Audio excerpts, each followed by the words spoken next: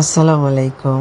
রাত বাজে 1:26। আপু ঠিক বলছো, আমি তো আচারের কাজ নিয়ে ব্যস্ত থাকি। আমার পক্ষে তো আর রিফ্রেশিং সত্যি সম্ভব না। এই রাতের বেলা সবাই ঘুমাচ্ছে, আমি আমার আচার নিয়ে ব্যস্ত। আমার মাথায় শুধু আচার, কখন কি করবো, কাস্টমারকে কখন দেব, এই টেনশনটাই আছে।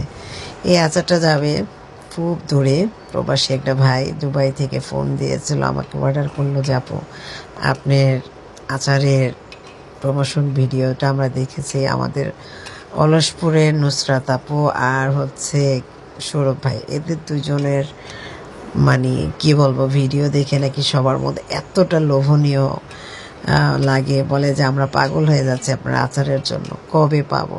আসলে সত্যি কথা, আমি মনে করি যে এই সবার মধ্যে যে একটা চাহিদা, সবাই খাওয়ার জন্য, আচারের জন্য এতটা এক্সাইটেড। তো এই আচারগুলো রেডি করছি, সকালে দিতে হবে। সত্যি আপু তুমি ঠিক বলছো, আমার ব্যস্ততা এভাবেই থাকবে।